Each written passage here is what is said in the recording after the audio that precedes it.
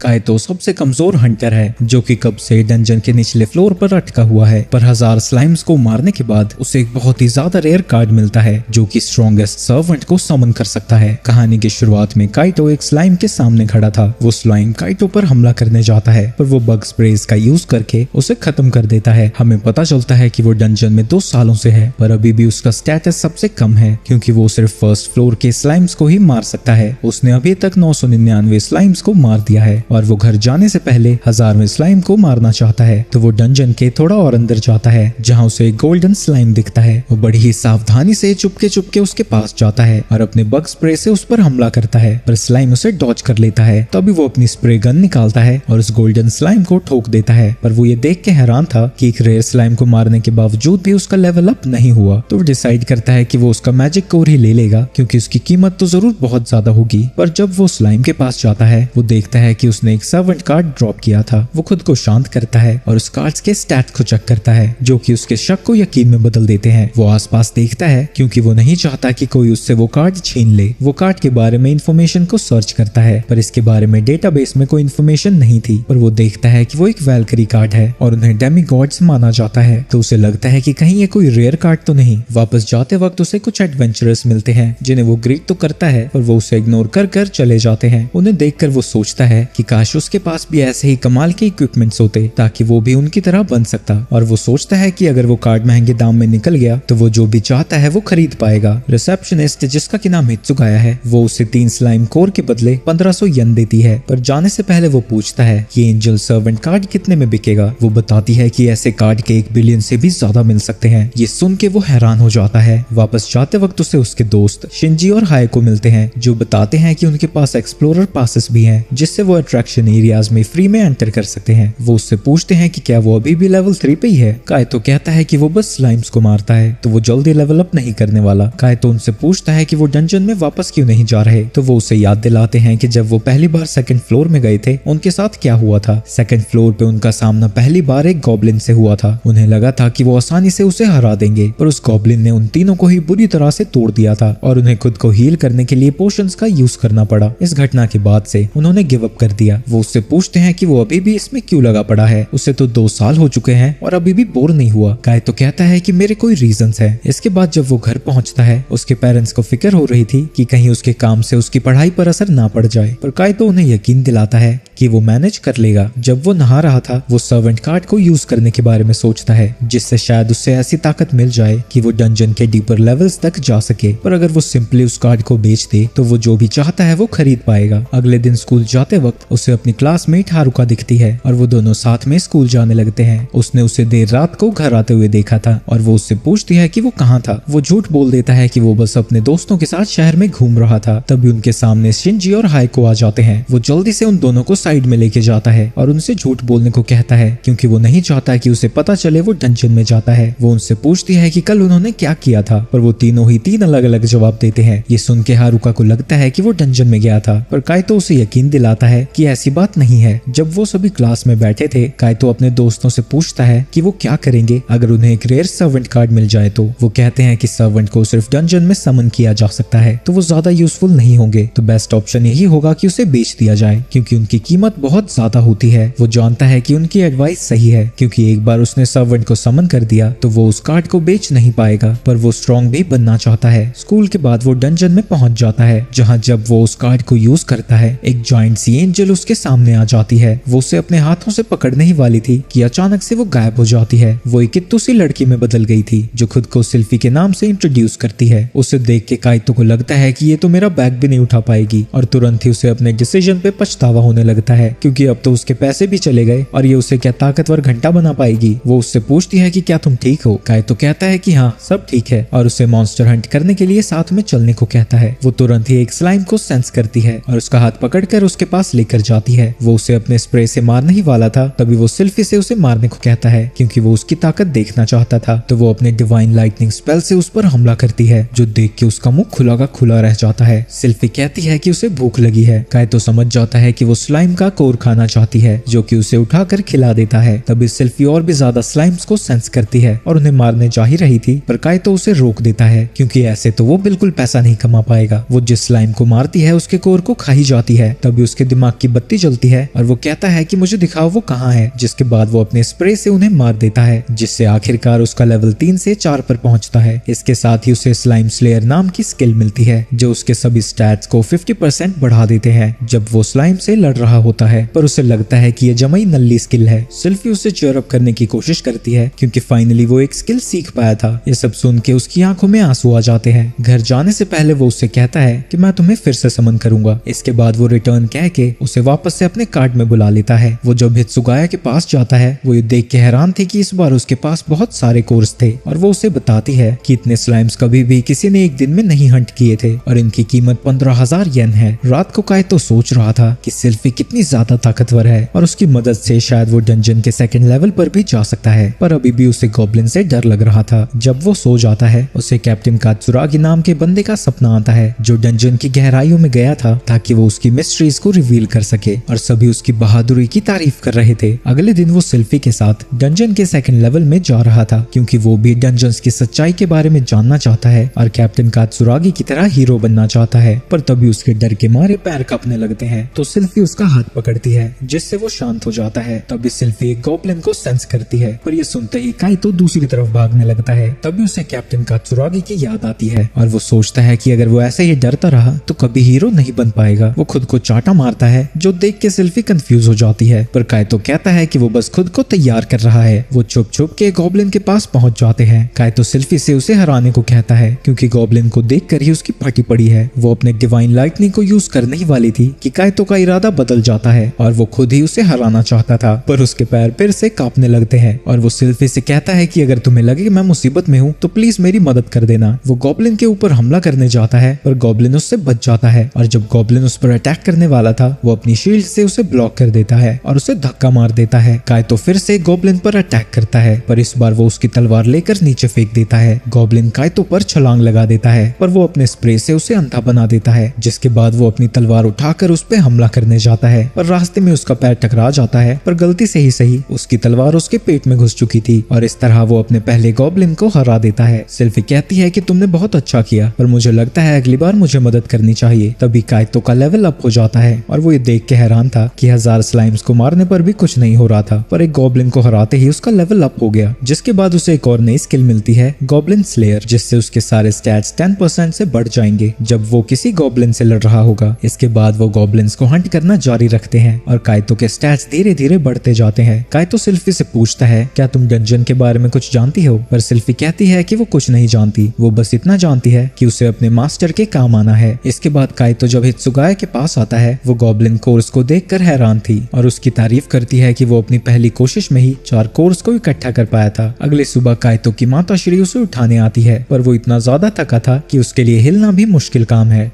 School जाते वक्त उसे हारुका मिलती है और उसकी इतनी बुरी हालत देखकर वो पूछती है तुम डंजन में गए थे ना। काइतो कहता है नहीं तो, वो तो मैं बॉडी वगैरह बनाने के लिए जिम जाने लगा हूँ और इसलिए मेरे पूरे शरीर में दर्द हो रहा है। ये सुन के हारुका स्माइल करती है और कहती है कि मुझे नहीं लगता कि तुम्हारे चेहरे पर मस्कुलर बॉडी सूट करेगी। स्कूल में वो अपने दोस्तों को बता रहा था कि अब वो गॉब्लिन को भी मारने लगा है। ये सुन के उसके दोनों दोस्त हैरान हो जाते हैं। इसके बाद काइतो और सिल्फी फिर से डंजन में जाते हैं जहाँ वो काफी सारे गॉब्लिन्स को हंट करते हैं और बड़ी जल्दी लेवल 10 तक पहुंच जाता है और उसके स्टैट्स भी काफी ज्यादा बढ़ चुके थे। उसे गॉड ब्लेसिंग नाम की एक नई स्किल मिलती है। ये देख के काइतो खुशी से उछल जाता है और फिर सिल्फी के आगे माथा टेकने लगता है क्योंकि ये सब उसी की बदौलत हुआ था। वो जाके उसका हाथ पकड़ता है और कहता है कि मैं बहुत ज्यादा खुश हूँ कि मुझे तुम जैसा एक सर्वेंट मिला। सिल्फी भी कहती है कि मास्टर अगर आप खुश हैं तो मैं भी खुश हूँ। वो बात कर ही रहे थे कि तभी वहाँ पे एक स्केलेटन आ जाता है, पर वो स्केलेटन थोड़ा अलग था। उसकी बॉडी ग्लो कर रही थी, इसका मतलब वो एक रेयर मॉन्स्टर है। सिल्फी उनके बीच में बैरियर बना देती है जिसे वो स्केलेटन तोड़ नहीं पाता, पर काइतो उस पर हमला कर सकता था, पर उसके हमले से स्केलेटन का कुछ नहीं बिगड़ता। ये देख के सिल्फी उस पर अपना डिवाइन लाइटनिंग यूज करती है और उसे मार गिराती है, पर वो स्केलेटन बस एक कोड ड्रॉप करता है जो देख के वो थोड़ा मायूस हो जाता है क्योंकि उसे लगा था कि उससे उसे कोई रेयर आइटम भी मिल जाएगी। तब सिल्फी कहती है कि उसे भूख लगी है। काइतो देखता है कि उस कोर का कलर रेड है, यानी वो रेयर हो सकता है, पर फिर भी वो उसे खिला देता है। सिल्फी उसे खा के खुश हो जाती है और कहती कहती है ये नॉर्मल माना कोर से बड़ा टेस्टी है। इसके बाद वो हिस्तोगाया के पास जाता है और उससे पूछता है कि रेड माना कोर की कीमत क्या मिल सकती है। वो बताती है कि एक रेड कोर की कीमत 2 मिलियन तक मिल सकती है। ये सुन के काइतो को सदमा लग जाता है। रात को जब वो सोने जाता है वो अब भी उसी चीज का दुख मना रहा था, पर फिर वो सोचता है कि वो इतना सब कुछ सेल्फी की मदद से ही कर पाया था, तो रेड माना कोर खाना तो वो डिजर्व करती ही है। जिसके बाद वो सोच में पड़ जाता है कि क्या उसे 3rd फ्लोर पे जाना चाहिए या फिर नहीं। अगले दिन वो सेल्फी से कह रहा था कि इस बार वो अकेला ही डंजन में जाएगा और सेल्फी को वहीं पीछे रुककर उसका वेट करने को कहता है। लेकिन ये सुनकर सेल्फी सदमे में आ जाती है और घबरा कर पूछने लगती है कि मास्टर क्या मैंने कुछ गलत कर दिया? अगर मैंने गलती की भी है तो प्लीज मुझे माफ कर दो। काइतो कहता है शांत हो जा बहन, ऐसा कुछ भी नहीं है। असल में मैं 3rd फ्लोर पे जाने की सोच रहा हूँ, पर अगर मैं सिर्फ तुम्हारे साथ जाता रहा तो मैं कभी खुद लड़ना नहीं सीख पाऊंगा, तो इसीलिए मैं खुद को इम्प्रूव करना चाहता हूँ। तुमने मेरी बहुत ज्यादा मदद की है और इसके लिए मैं तुम्हारा शुक्रगुजार हूँ। आगे वो उससे कहता है कि वो उसे एक सर्वेंट की तरह नहीं मानता बल्कि अपनी बहन की तरह मानता है। सेल्फी भी कहती है कि वो बहुत खुश है कि उसे काइतो जैसा मास्टर मिला है। तभी उनके सामने एक गॉब्लिन आ जाता है जिससे काइतो अकेला ही लड़ने चला जाता है, पर उस गॉब्लिन ने भी उसकी बहुत बुरी तरह से पिटाई कर दी और खुद को ठीक करने के लिए वो हित्सुगाया से हीलिंग पोशन खरीदता है। पर वो हीलिंग पोशन बहुत महंगा था और वो घर आकर सोच रहा था कि उसे खुद के लिए न्यू गियर्स और इक्विपमेंट्स खरीदने होंगे। जिसके बाद वो फिर से डंजन के 1st फ्लोर में जाता है जहाँ वो बग स्प्रे से स्लाइम्स को मार रहा था। जब ये बात उसके दोस्तों को पता लगती है वो कहते हैं कि तुम फिर से स्लाइम्स को मारने लगे। काइतो कहता है हाँ मैं उससे कुछ तभी पीछे से वहाँ हारुका आ जाती है और वो उनसे पूछती है तुम स्लाइम के बारे में बात कर रहे हो? काइतो घबराया हुआ कहता है नहीं स्लाइम नहीं, स्लाइस की बात कर रहे हैं हम, ब्रेड के स्लाइसेस की। हारुका उसकी इस बात पर भी यकीन कर लेती है और वहाँ से चली जाती है। इसके बाद हम देखते हैं कि उसने बहुत सारे कोर्स को इकट्ठा कर लिया था और अब वो इक्विपमेंट्स को बाय करने जा ही रहा था, पर तभी सेल्फी कुछ सेंस करती है। वहाँ जाने पर वो एक सिल्वर कलर का स्लाइम देखते हैं। काइतो सीधा उसके ऊपर अपनी गन स्प्रे से हमला करता है, पर वो उससे बचकर भागने लगता है, तो सेल्फी को अपने डिवाइन लाइटनिंग का उस पर यूज करना पड़ता है। उसके मरने के बाद काइतो को एक और सर्वेंट कार्ड मिलता है और काइतो देखता है कि वो एक डेविल कार्ड है। काइतो सोच में पड़ जाता है कि क्या एक डेविल को समन करना सेफ होगा, पर फिर वो सोचता है जो होगा देखी जाएगी और डेविल को समन करने लगता है और कुछ देर में ही उनके सामने एक भयंकर सी आग से बनी हुई डेविल आ जाती है। थोड़ी देर में वो भी गायब हो जाती है और जब वो सामने देखता है वो इतनी सी डेविल बन चुकी थी। देख के वो डिसअपॉइंटेड हो जाता है क्योंकि वो सर्वेंट कार्ड जैसी तो बिल्कुल भी नहीं लग रही। वहीं वो डेविल कहती है मुझे नहीं लगता कि तुम्हारी औकात है मेरा मास्टर बनने की। वहीं सेल्फी उससे डर रही थी और काइतो के पीछे छुप जाती है। वो डरे डरे ही कहती है कि तुम्हें हमारे मास्टर को रिस्पेक्ट करनी चाहिए, पर लुसीरिया कहती है कि वो सच में उसे बुरा कहना नहीं चाहती, वो तो बस एक डेविल की तरह बिहेव कर रही है। लूसी कहती है कि उसे भूख लगी है, पर काइतो कहता है कुछ कर तो ले बहन।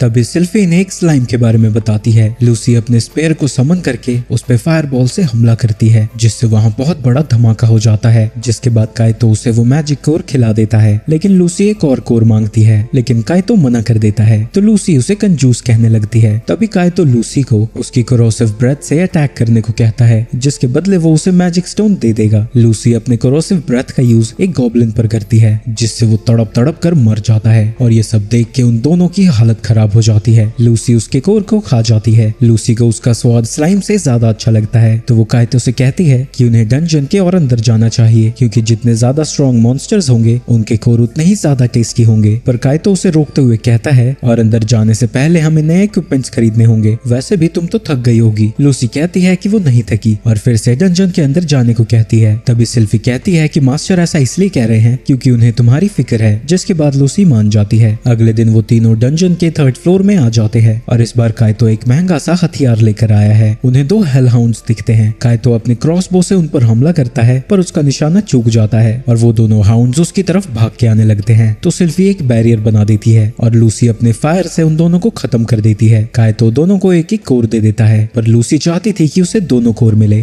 क्योंकि उसी ने दोनों हेल हाउंड्स को हराया था, पर काइतो मना कर देता है और कहता है कि जब तुम और मॉन्स्टर्स को हराओगी तब मैं तुम्हें और दे दूंगा। लूसी उसे धमकी देती है कि अगर तुम झूठ बोल रहे होगे तो मैं तुम्हें सीधा नर्क में भेज दूंगी। इसके बाद 2 बोर्स उन पर हमला करने आ रहे थे। लूसी उन दोनों को मारने की कोशिश करती है, पर एक बचकर वहां से आगे आ जाता है, तो काइतो अपनी बो से उस पर हमला करता है जो कि उसकी आंख पे लग जाता है, पर इसके बाद भी वो उनकी तरफ आ ही रहा था। काइतो डर के मारे नीचे गिर जाता है। सिल्फी उसकी मदद करने वाली थी, लेकिन तभी काइतो एक और एरो शूट करता है जो कि उसके सर में लगती है और वो मर जाता है। सिल्फी उसकी तारीफ करती है, पर लूसी कहती है कि तुम्हारी तो इतनी फट गई कि तुम गिर गए, तो काइतो बोलता है ऐसा कुछ नहीं है, वो मेरा पैर फंस गया था। वापस जाते वक्त काइतो सोच रहा था कि इस बार वो जरा भी पैसे नहीं बना पाया क्योंकि लूसी बार बार और कोर्स को मांगती ही रहती थी। वो कुछ लड़कियों को बात करता हुआ सुनता है कि वो कैसे पार्टी बनाने के बाद 6th फ्लोर तक जा चुकी हैं और वो सोचता है कि क्या वो सिल्फी और लूसी के साथ वहां तक पहुंच पाएगा। स्कूल में उसके दोस्त पूछते हैं कि तुम इतने खुश क्यों हो, यहाँ हमारी यूनिवर्सिटी चूज करने के चक्कर में फटी पड़ी है और तुम्हें देख के तो लगता है कि तुम्हें कुछ नहीं पड़ी। हारुका उनकी बातें सुन लेती है और काइतो से पूछती है कि वो किस यूनिवर्सिटी में जाना चाहता है, पर काइतो ने तो कुछ रिसर्च ही नहीं की थी। तो वो कहता है कि जिस यूनिवर्सिटी में भी तुम जाओगी मैं भी उसी में आ जाऊंगा। इसके बाद वो तीनों डंजन में मॉन्स्टर्स हंट कर रहे थे, पर जब लूसी सारे कोर्स को खा जाती है सिल्फी का मुंह उतरा हुआ था। काइतो उससे पूछता है कि क्या हुआ, पर सिल्फी कहती है कि कुछ भी नहीं। घर में काइतो एक मूवी देखता है जिसे देख के उसे लगने लगता है कि सिल्फी और लूसी एक दूसरे से लड़ने वाले हैं और उन्हें रोकने के लिए उसे कुछ करना पड़ेगा। अगले दिन हारुका समझ जाती है कि वो रात भर सोया नहीं था और उससे उसकी प्रॉब्लम के बारे में पूछती है। अब क्योंकि वो असली प्रॉब्लम नहीं बता सकता था तो वो बताता है कि उसका एक दोस्त है जिसके 2 फीमेल फ्रेंड्स हैं जिनकी पर्सनालिटी बिल्कुल ऑपोजिट है और ऐसा लगता है कि जैसे नाइस वाली दूसरी को पसंद नहीं करती। वो हारुका से एडवाइस मांगता है कि उसे क्या करना चाहिए। वो उसे बताती है कि उसे नाइस वाले से पूछना चाहिए कि उसे कैसा लगता है। डंजन में काइतो सिल्फी को समन करता है और उससे पूछता है कि क्या वो लूसी से नफरत करती है। सिल्फी कहती है कि पहले वो उससे डरती थी पर धीरे धीरे वो उसे पसंद करने लगी है, पर काइतो को लगता है कि वो कुछ छुपा रही है। वो उससे कहता है कि तुम मेरे लिए इम्पोर्टेंट हो और मैं चाहता हूँ कि जो भी तुम महसूस करती हो मुझे बताओ। सिल्फी कहती है कि वो लूसीरिया को ज्यादा कोर्स देने लगा है और साथ ही वो उससे बात भी कम करता है। काइतो समझ जाता है कि वो जेलस फील कर रही है और उससे प्रॉमिस करता है कि वो उन सभी चीजों को सुधार लेगा। इसके बाद वो डंजन में वो सिल्फी की ज्यादा तारीफ कर रहा था, पर इससे लूसी जेलस फील करने लगती है और कहती है कि मेरी भी तारीफ करो। इसके बाद सिल्फी एक बोर मॉन्स्टर को मारती है जिससे वो लेवल अप हो जाती है और इसके बाद सिल्फी 3 हेलहाउंड्स को एक ही हमले से हरा देती है और उसका बैरियर मैजिक भी पहले से काफी ज्यादा ताकतवर है। लूसी उस बोर को मारने ही वाली थी पर काइतो कहता है कि वो उसे हराना चाहता है और वो उस पे एरो शूट करके उसे हरा देता है। वो सिल्फी को 2 कोर्स देता है और लूसी को कुछ भी नहीं क्योंकि उसने कुछ किया ही नहीं था, पर सिल्फी उससे और कोर्स मांगती है क्योंकि वो अभी भी भूखी थी। वापस जाते वक्त वो कह रहा था कि लेवल अप होने के साथ साथ उसकी भूख भी ज्यादा बढ़ चुकी है और जब वो हित्सुगाए के पास पहुंचता है वो भी कहती है कि तुम धीरे धीरे कम कोर्स लाने लगे हो। इसके बाद वो वापस से 1st फ्लोर में स्लाइम्स को हंट करने लगता है। लूसी उसकी मदद करना चाहती है पर काइतो मना कर देता है क्योंकि अगर उन्होंने उसकी मदद की तो उसके पास बेचने के लिए कोर्स ही नहीं बचेंगे। लूसी कहती है कि अगर तुमने हमें यूज ही नहीं करना था तो हमें समन क्यों किया, पर सिल्फी कहती है कि हम यहाँ उन्हें सपोर्ट करने के लिए आए हैं। काइतो भी कहता है तुमने सही कहा, तुम दोनों के सपोर्ट की वजह से ही मुझ में हिम्मत आती है। हित्सुगाया ये देख के हैरान थी कि वो फिर से स्लाइम कोर्स लाने लगा है क्योंकि उसे लगा था कि अब तो वो 4th लेवल पे जाएगा, पर वो जानता है कि 4th फ्लोर के लिए उसके इक्विपमेंट्स बहुत कमजोर हैं। तो वो आर्मर और वेपन्स ऑनलाइन सर्च करता है, पर जब उसे एक सूट पसंद आता है वो कुछ ज्यादा ही महंगा था। अगले दिन उन्हें एक स्पेशल स्लाइम दिखता है और काइतो उनसे कहता है कि चाहे कुछ भी हो जाए हमें उसे हराना ही होगा। तो सिल्फी और लूसी दोनों ही अपने हमलों से उस स्लाइम को खत्म कर देते हैं। काइतो को लगा था कि उसे एक और सर्वेंट कार्ड मिलेगा, पर वहाँ तो एक मैजिक ऑर्ब था, पर ये भी देख के वो खुश हो गया था क्योंकि इसकी मदद से वो अपने जादूगर बनने के सपने को सच कर सकता है। वो उस ऑर्ब को तोड़ देता है जिससे उसे एक वाटर स्पेल मिल जाती है जिसे कि वो एक हेलहाउंड पे टेस्ट करना चाहता है। वो सिल्फी को बैरियर क्रिएट करने को कहता है और लूसी से कहता है कि अगर कुछ गड़बड़ हो तो बीच में आ जाना। वो अपने मैजिक से वाटर बॉल बना देता है जो कि सीधा जाके हेलहाउंड को लगता है, पर उससे हेलहाउंड को कुछ भी नहीं होता। इसके बाद जब वो उन पर हमला करने जाता है लूसी उसे हरा देती है। वहीं काइतो दुखी हो जाता है क्योंकि उसका नया स्पेल इतना कमजोर जो था और सोचने लगता है इससे अच्छा तो मैंने उसे बेच ही दिया होता।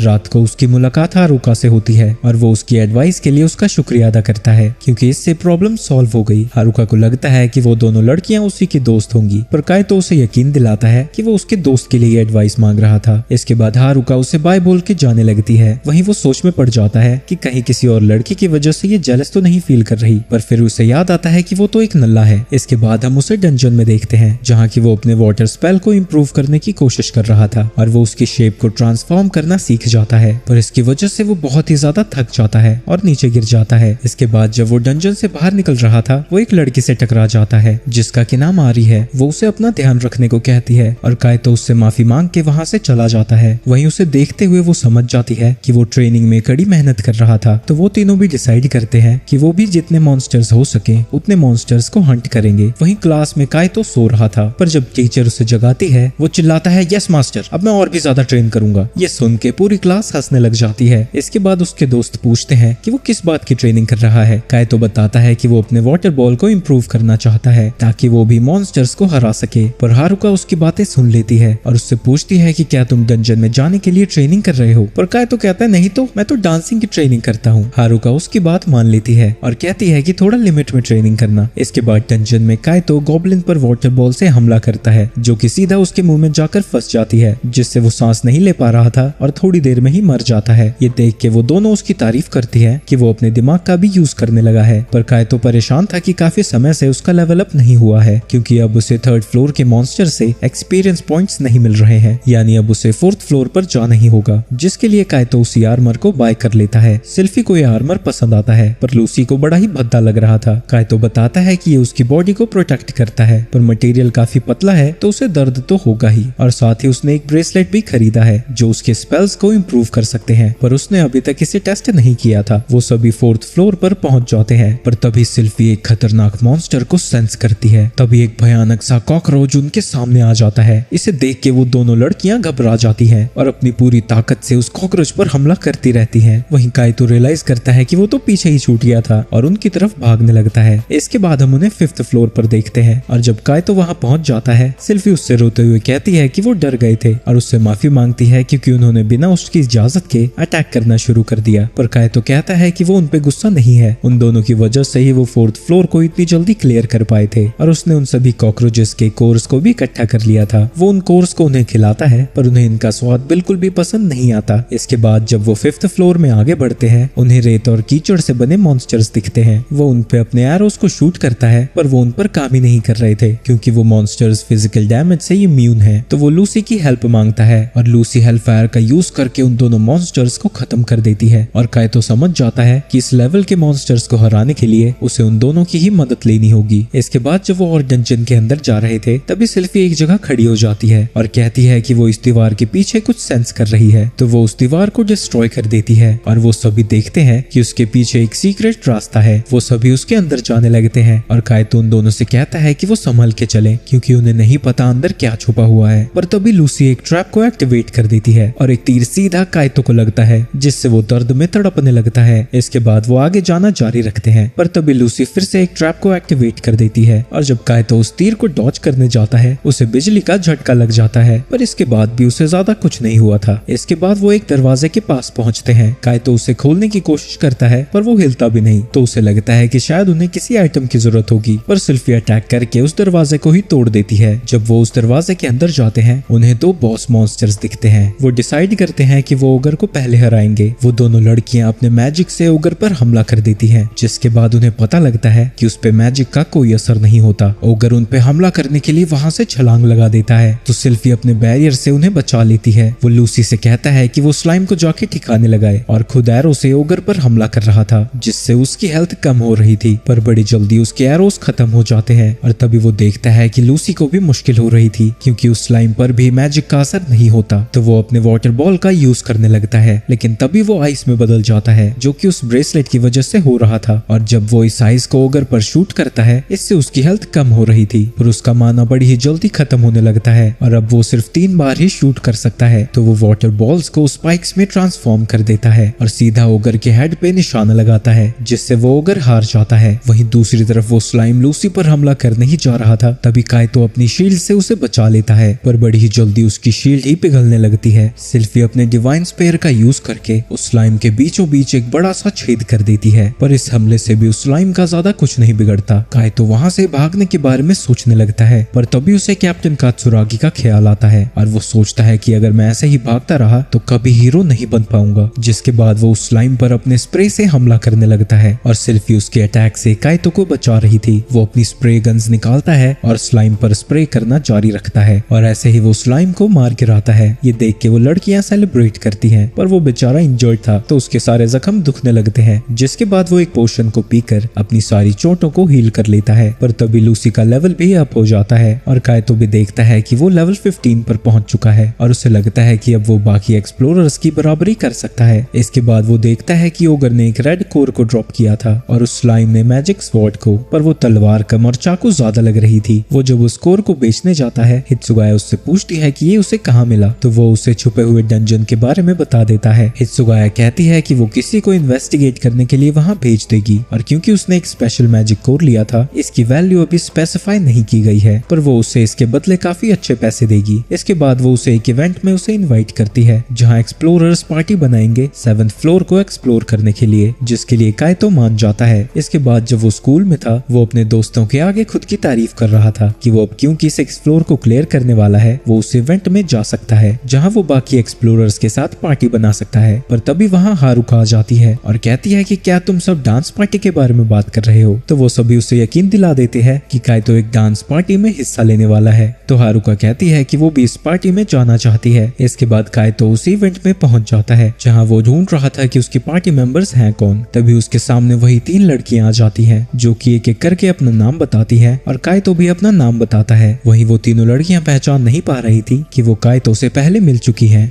फ्लैशबैक में हमें पता लगता है कि हारुका कैप्टन कात्सुरागी की बेटी है जो उसे बाहर तक छोड़ने आई थी। वो कहते हैं कि वो घर वापस जल्दी आएंगे और वो साथ में ही डिनर करेंगे। वहीं प्रेजेंट में हारुका उठती है और घर से बाहर जाने के बाद सोच रही थी कि कहीं काइतो फिर से ट्रेनिंग तो नहीं कर रहा। इवेंट के लिए सभी एक्सप्लोरर्स लाइन में खड़े थे और काइतो का ग्रुप ट्रांसफर गेट से सीधा 6th फ्लोर पर पहुंच जाते हैं। रास्ते में उन्हें एक आदमी बताता है कि आज का इवेंट 3 घंटे तक चलने वाला है। वहाँ उन्हें एक कन्वीनियंस स्टोर भी मिलता है जहाँ से वो सारी जरूरत की चीजें खरीद लेते हैं। काइतो देखता है कि उन सभी के पास तो इतना भयंकर बैग भी नहीं है, तो वो अपना सामान कैसे रखते हैं। तो वो दिखाती है कि वो उन सभी के पास मैजिक बैग्स हैं। उसे यकीन नहीं होता कि उन तीनों के पास वो बैग्स हैं क्योंकि वो काफी महंगे होते हैं। तब जाके काइतो को पता लगता है कि वो खानदानी अमीर लोग हैं। इसके बाद वो सभी 7th फ्लोर पर पहुंच जाते हैं जहाँ मीका उन्हें बताती है कि ये फ्लोर गोलम से भरा हुआ है। उन्हें सामने कस्टोडियंस दिखते हैं जो कि उन्हें इवेंट के लिए गुड लक बोलकर वहाँ से चले जाते हैं। हिकारी बताती है कि कस्टोडियंस डंजन्स को साफ रखते हैं। इसके बाद काइतो उन सभी को बताता है कि उसका लेवल 16 है और उन सभी से पूछता है कि उनका लेवल क्या है। आरी बताती है कि उसका लेवल 18 है। वहीं बाकी दोनों अभी भी 15th लेवल पे हैं। तभी उनके सामने एक स्टोन गोलम आ जाता है और आरी उससे लड़ने पहुंच जाती है जो कि एक हमले से ही उसे खत्म कर देती है। ये देख के काइतो हैरान हो ही रहा था, पर तभी वहाँ एक ब्रॉन्ज गोलम आ जाता है। तो हिकारी अर्थ वेव स्पेल का यूज करके उस गोलम को एक जगह जकड़ देती है। जिसके बाद मीका अपने सर्वेंट को समन करती है जो जाके उस गोलम पर हमला करने लगता है। इसके बाद हिकारी फायरबॉल स्पेल का यूज करके उस गोलम को पिघला देती है। जिसके बाद आरी भी उस पर हमला करने जाती है। जिसके बाद वो उस गोलम को हरा देते हैं। काइतो उनकी तारीफ करता है कि वो तीनों तो कमाल की हैं, पर तभी वहाँ एक आयरन गोलम आ जाता है। वो हिकारी को मारने ही वाला था, पर तभी आरी आकर उसे बचा लेती है। वो अपनी पूरी ताकत से उस पर हमला करती है और उसका आर्मर बहुत ज्यादा मजबूत था। हिकारी अपने फायरबॉल से हमला करती है, पर इससे भी उसका कुछ नहीं होता। मीका अपने सर्वेंट से उस पर हमला करने को कहती है, पर उसके अटैक से उसका कुछ भी नहीं बिगड़ता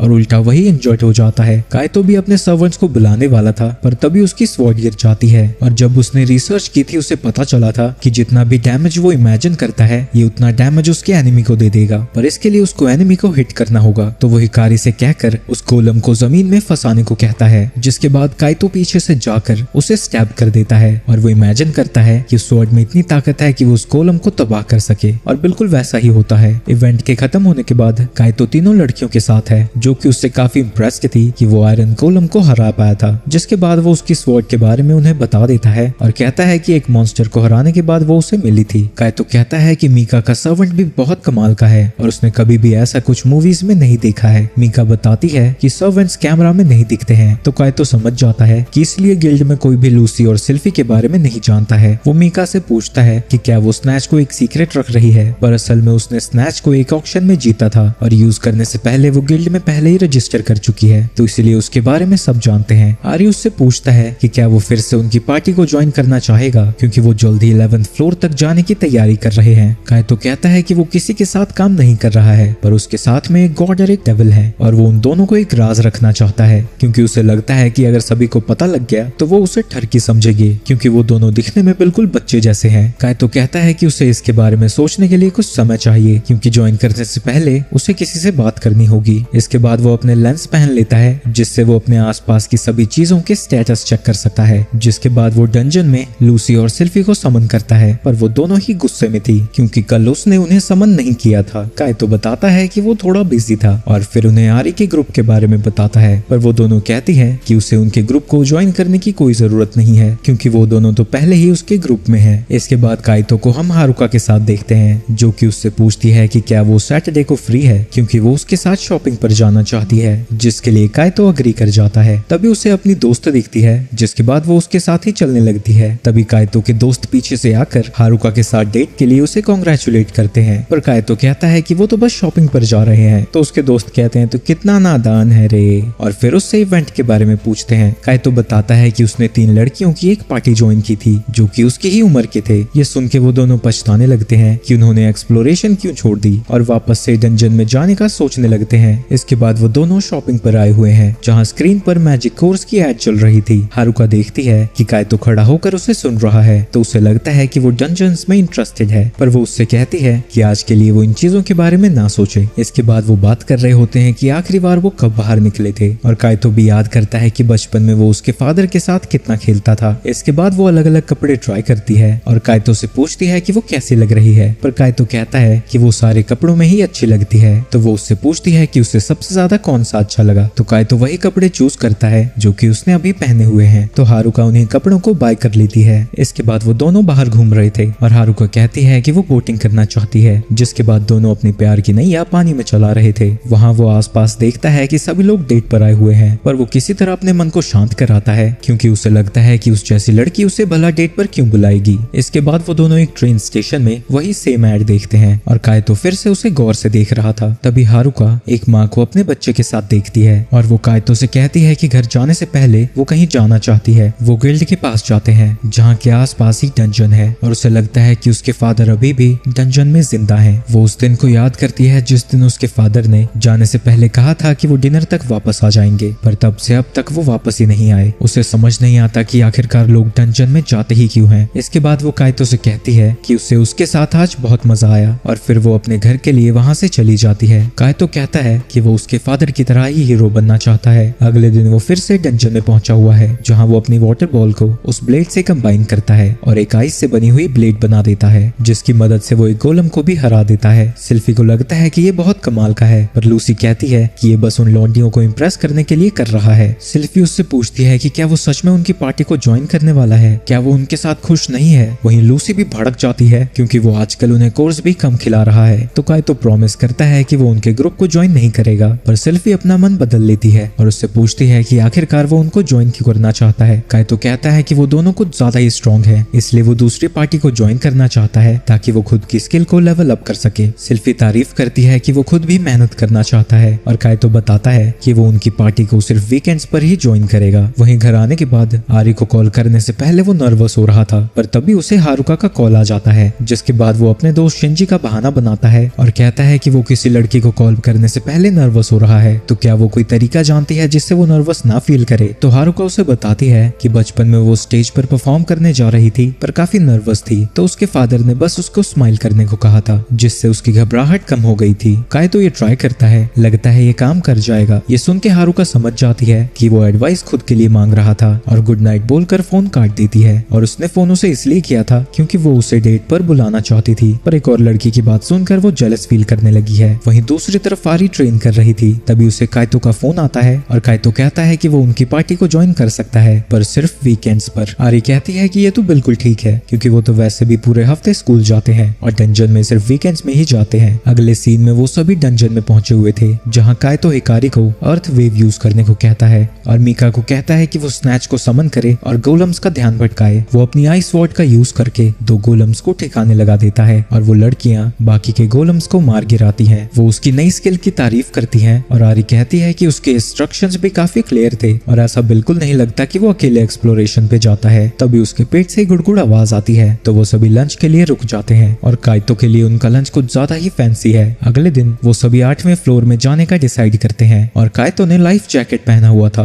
आरी पूछती है कि क्या तुम्हें तैरना नहीं आता। काइतो कहता है कि 8th फ्लोर पर वाटर बेस्ड मॉन्स्टर्स भी हैं और कई एरियाज हैं जो कि पानी में डूबे हुए हैं, तो वो बस अपनी पूरी तैयारी करके आया है और बताता है कि उस जैकेट में मैजिक रेजिस्टेंस भी है। वो सभी स्नैच को फॉलो करने लगते हैं और वो सामने एक मॉन्स्टर को डिटेक्ट करता है। तभी वहाँ एक मॉन्स्टर बाहर आ जाता है जो काइतो पर अपने मुंह से एसिड फेंक देता है, जिससे उसका जैकेट किसी काम आने से पहले ही खत्म हो जाता है। काइतो उसके अगले अटैक को डॉज करता है और मीका अपने क्रॉसबो से उस मॉन्स्टर को खत्म कर देती है। इसके बाद उन सभी को अलग अलग तरह के वाटर बेस्ड मॉन्स्टर्स दिखते हैं और काइतो को एक स्क्विड पकड़कर फेंक देता है। वो पानी में गिरने के बाद बचाओ बचाओ चिल्लाने लगता है, पर आरी उसे बताती है कि पानी उतना गहरा नहीं है, जिससे बेचारे का मुंह शर्म से लाल हो जाता है और बाकियों को पता लग जाता है कि वो सच में तैर नहीं सकता। इसके बाद वो सभी एक मछलियों के झुंड से लड़ रहे थे, पर उन्हें मारते वक्त काइतो की गन का एमो खत्म हो जाता है, तो वो अपने आइस स्किल से आरी के वेपन को कॉपी कर लेता है और फिर उसकी मदद से फिश को मारने लगता है। वो साथ में मिलकर सभी फिश को खत्म कर देते हैं, पर इतनी देर तक अपनी स्किल को यूज करने की वजह से उसका पूरा माना खत्म हो जाता है, जिसकी वजह से वो बेहोश हो जाता है। जब उसकी आंखें खुलती है, वो देखता है कि वो आरी की गोद में लेटा पड़ा है, तो वो तुरंत वहां से उठ जाता है। जिसके बाद वो देखता है कि उसका माना पूरी तरह से रिकवर हो चुका है। आरी बताती है कि उसने उसके ऊपर एक मैजिक पोशन यूज किया है। वो माफी मांगता है क्योंकि वो पोशन सच में काफी एक्सपेंसिव होगा, पर आरी कहती है कि वो सभी एक पार्टी है, तो उन्हें एक दूसरे की मदद करनी चाहिए और वैसे भी उन्हें फिश से काफी सारे कोर्स मिल चुके हैं। आगे जाते वक्त स्नैच फिर से एक मॉन्स्टर को सेंस करता है और उनके सामने एक भयंकर सा डायनासोर बॉस आ जाता है। काइतो कहता है कि हम सभी को यहाँ से निकलना चाहिए और वो सभी वहाँ से भागने लगते हैं, पर वो डायनासोर उनका पीछा छोड़ ही नहीं रहा था, जिससे उनके बाहर जाने का रास्ता पत्थरों की वजह से ब्लॉक हो जाता है। तो अब उनके पास फाइट करने के अलावा कोई और ऑप्शन नहीं है। वो सभी को बताता है कि उन्हें कैसे हमला करना चाहिए, पर जब वो सभी मिलकर उस पर हमला करते हैं, उस डायनासोर पे जरा भी असर नहीं होता। काइतो किसी तरह अपनी स्वॉर्ड से उसे डैमेज कर देता है, पर इससे उस डायनासोर को ज्यादा कोई फर्क नहीं पड़ता। और जब उस डायनासोर का ध्यान भटका हुआ था, आरी दौड़कर उस पर चढ़ जाती है और उसके सर पर हमला कर देती है, पर ये भी उसे मारने के लिए काफी नहीं था और वो मॉन्स्टर उसे नीचे गिरा देता है। काइतो उसकी मदद करने जाता है, पर वो कहती है कि वो बिल्कुल ठीक है क्योंकि वो एक दिन हीरो बनना चाहती है। वो सभी की हालत को देखकर सोचता है कि उसे शायद सिल्फी और लूसी को समन कर लेना चाहिए। वो मॉन्स्टर उन दोनों लड़कियों पर हमला करने जा रहा था, तो काइतो अपने दोनों सर्वेंट्स को समन करता है और उन्हें उस बॉस को हराने के लिए कहता है। तो वो दोनों अपने स्पेल्स का यूज करती हैं और एक ही झटके में उस मॉन्स्टर को हरा देती हैं। काइतो मदद के लिए उनका शुक्रिया अदा करता है। वहीं लूसी को जलन हो रही है कि वो दूसरी लड़कियों के साथ है, पर तभी वहाँ मीका आकर सिल्फी को गले लगा लेती है क्योंकि वो उसे प्यारी लग रही थी। वहीं हिकारी का दिल लूसी पे आ चुका था। काइतो उन दोनों को सीक्रेट रखने के लिए माफी मांगता है और मीका कहती है कि उन सभी को साथ में नहाना चाहिए जीत को सेलिब्रेट करने के लिए। तो वो डंजन में ही एक बाथ हाउस में जाते हैं, जहाँ आरी हैरान हो रही थी कि काइतो के सर्वेंट्स एक डीमन और एक एंजल है। जहाँ ये सारी लड़कियां साथ में थी, बेचारा काइतो स्नैच के साथ था। हिकारी और मीका घर चली जाती हैं और काइतो के साथ सिर्फ आरी थी और वो उससे उसके हीरो बनने के बारे में पूछता है। वो बताती है कि वो बचपन से ही हीरो बनना चाहती है। फ्लैशबैक में हम देखते हैं वो अपने फादर से पूछ रही थी कि आखिर उन्हें स्ट्रॉन्ग क्यों बनना चाहिए। उसके फादर कहते हैं ताकि वो उन्हें प्रोटेक्ट कर सके जिन्हें वो प्यार करते हैं, और जो ऐसा कर सकते हैं उन्हें ही हीरो कहा जाता है। तो यही वो हमेशा से बनना चाहती थी और यही कारण है कि वो एक डंजन एक्सप्लोरर बनी। इसके बाद वो बताती है कि उसकी यूनिवर्सिटी में एक ओपन वीकेंड है और उसे साथ में चलने के लिए इनवाइट करती है। वो अपने दोस्तों को ये बताता है, पर वो कहते हैं कि उसे हारुका के साथ जाना चाहिए, पर उसे लगता है कि ये तो नामुमकिन है। पर उनकी बातें हारुका और उसकी दोस्त सुन लेती हैं, तो वो किसी तरह खुद में हिम्मत लाता है और हारुका से साथ में चलने के लिए पूछता है। वो खुश हो जाती है कि काइतो भी सेम यूनिवर्सिटी में जाना चाहता है और वो उसके साथ चलने के लिए मान जाती है। वहीं सभी लोग बहाना बनाने लगते हैं कि उस दिन वो फ्री नहीं है ताकि वो दोनों साथ में अकेले समय बिता पाएं। वीकेंड आ जाता है और काइतो देखता है कि हारुका ने वही ड्रेस पहनी है जो कि उसने चुनी थी। इसके बाद वो सभी मेट्रो में बैठकर यूनिवर्सिटी की ओर जा रहे थे, जहाँ काइतो को ये बिल्कुल डेट जैसा लग रहा था, पर फिर से वो अपने मन को शांत करता है कि ऐसा तो हो ही नहीं सकता। वहीं उसके दोनों दोस्त भी उसके साथ पहुंचे हुए थे। काइतो पूछता है, तुम तो कह रहे थे तुम किसी और यूनिवर्सिटी में जाओगे। उसके दोस्त कहते हैं, हमने सोचा तो था, पर फिर हमारा भी मन यही यूनिवर्सिटी चेक करने का हो गया। इसके बाद वो सभी यूनिवर्सिटी तक पहुंच जाते हैं और उन्हें वो यूनिवर्सिटी बिल्कुल एक कासल जैसी लग रही थी और यहाँ तक कि जिस रास्ते से वो गुजर रहे थे वो भी बहुत सुंदर था। इसके बाद वो सभी आरी तक पहुंच जाते हैं, जहाँ थोड़ी बहुत गुफ्तगू करने के बाद उसके दोनों दोस्त आरी से कहते हैं, आपसे मिलकर अच्छा लगा। वहीं आरी हारुका को देखकर पूछती है कि क्या वो उसकी गर्लफ्रेंड है। काइतो शर्माता हुआ कहता है, नहीं, हम सिर्फ दोस्त हैं। इसके बाद वो सभी यूनिवर्सिटी को देखने वहाँ से चले जाते हैं और उन सभी को वो यूनिवर्सिटी बहुत ज्यादा पसंद आ रही थी। काइतो के दोस्त उससे पूछते हैं, तुम और आरी काफी करीब लग रहे थे, तुम उससे कहाँ मिले। काइतो बताता है कि वो उससे डंजन में मिला था। हारुका कहती है, अच्छा तो तुम उससे डंजन में मिले थे, हम डंजन के बारे में बाद में बात करेंगे। उसके दोस्त उठाकर उसे दूर लेके जाते हैं और उससे पूछते हैं, तुमने आरी के साथ पार्टी बनाई है ना, और जब तुम जानते हो कि हारुका डंजन से इतनी नफरत करती है तो तुम उसके सामने ये सब बातें क्यों कर रहे हो। तुम्हें ये भी पता होना चाहिए कि जब भी तुम डंजन में जाते हो वो तुम्हारी कितनी फिक्र करती है। इसके बाद वो सभी एक क्लासरूम में पहुंचते हैं जो कि बहुत ज्यादा बड़ा था। हारुका बताती है कि जो सामने बोर्ड है उसे स्टूडेंट्स भी यूज कर सकते हैं और किसी इवेंट के टाइम पर स्टूडेंट्स को बोर्ड पर मूवी भी दिखाई जाती है। इसके बाद वो सारी यूनिवर्सिटी का चक्कर लगाकर पार्क में बैठे हुए थे और उन सभी को वो यूनिवर्सिटी बहुत पसंद आई थी और वो इस यूनिवर्सिटी को ज्वाइन करना चाहते हैं। काइतो के दोस्त उससे पूछते हैं, क्या तुम्हारे पेरेंट्स इसे अफोर्ड कर पाएंगे। काइतो कहता है मैंने डंजन में, और इतना कह कर ही वो रुक जाता है। इसके बाद वो बात करने लगते हैं कि कैसे जब वो इस यूनिवर्सिटी में आएंगे तब वो यहाँ फ्री टाइम में आकर बैठ सकते हैं। तभी वहाँ हिकारी और मीकू पहुंच जाती हैं और वो दोनों वहाँ पहुंचते ही उससे पूछती हैं कि क्या ये लड़की तुम्हारी गर्लफ्रेंड है। काइतो फिर से कहता है कि ये मेरी गर्लफ्रेंड नहीं है बल्कि हम बचपन के दोस्त हैं। वहीं ये सब देख के हिराकू जेलस फील कर रही थी। हारुका कहती है कि तुम दोनों काइतो के काफी करीब लग रही हो, तुम दोनों इससे कहाँ मिली थी। वो बताती है कि वो डंजन में साथ में पार्टी बनाकर गए थे। तभी वहाँ पर आरी पहुंच जाती है और लेट आने के लिए माफी मांग कर कहती है चलो कैफे में चलते हैं। इसके बाद वो सभी वहाँ जाकर खाना ठूस के खत्म कर देते हैं, जिसके बाद हारुका और काइतो सभी के ड्रिंक्स को रिफिल कराने के लिए वहाँ से चले जाते हैं। उनके जाते ही उसके दोस्त डंजन के बारे में बात करने लगते हैं, पर जैसे ही वो वापस आते हैं वो चुप हो जाते हैं और हारुका को समझ नहीं आता कि आखिर सभी लोग डंजन में इतना इंटरेस्टेड क्यों हैं। आगे हारुका और काइतो साथ में थे और वो यूनिवर्सिटी के पूल के बारे में बात कर रहे थे और काइतो याद करता है कि कैसे बचपन में हारुका ने उसे डूबने से बचाया था। इसके बाद वो सभी प्लेग्राउंड देखने जा ही रहे थे, पर रास्ते में हिकारी का पैर फिसल जाता है, पर काइतो अपनी फुर्ती से उसे बचा लेता है। उसके दोस्त उसकी फुर्ती को देखकर हैरान थे और काइतो को लगता है कि ये इसलिए हुआ है क्योंकि वो डंजन में रोज जाता है। वहीं ग्राउंड में कुछ बच्चे फुटबॉल खेल रहे थे, पर उनका एक शॉट मीकू को लगने वाला था, पर रे बॉल को किक मारकर उसे भी बचा लेता है और वो बॉल जाकर सीधा गोल में घुस जाती है। वहीं उसके दोस्त पूछ रहे थे तुम इतने कूल कब से हो गए। सभी क्लब देखने के बाद वो आरी के क्लब में जाते हैं, जिसके बाद वो सभी को अपनी तलवारबाजी दिखाती है। शाम को उन सभी का यूनिवर्सिटी टूर खत्म हो जाता है और उन्होंने अपने नंबर भी एक्सचेंज कर लिए थे। इसके बाद वो सभी वापस जाने के लिए ट्रेन में बैठ जाते हैं और घर के पास पहुंचने पर काइतो कहता है कि वो स्टडी में बहुत मेहनत करेगा ताकि वो उस यूनिवर्सिटी में एडमिशन ले सके। हारुका भी कहती है कि वो भी ऐसा ही करेगी और फिर अचानक से ही उससे पूछती है कि वो इन तीनों लड़कियों में से उसे किस टाइप की ज्यादा पसंद है। काइतो कहता है कि उसने कभी इस बारे में सोचा नहीं है, वैसे मेरी टाइप तो। सोचते सोचते वो शर्माने लगता है और उससे कहता है कि काश एक दिन मैं तुम्हें बता सकूं। आगे हारुका कहती है कि तुम अपने दोस्तों और उन तीनों लड़कियों को भी फर्स्ट नेम से बुलाते हो और तुम्हें भी वो सभी काइतो कहकर बुलाते हैं, पर इससे पहले कि वो अपनी बात पूरी करती वो गुड नाइट बोलकर अंदर चली जाती है। जिसे नहीं पता बता दूं, जापान में ज्यादातर लोग सरनेम्स का ही यूज करते हैं और अच्छी जान पहचान होने के बाद ही वो उनके फर्स्ट नेम का यूज करते हैं। वहीं काइतो जब नहा रहा था उसे अभी भी समझ नहीं आया कि वो फर्स्ट नेम के बारे में बात क्यों कर रही थी और वो सोचने लगता है कि आज वो लूसी और सिल्फी को ना निकालने का क्या बहाना लगाएगा।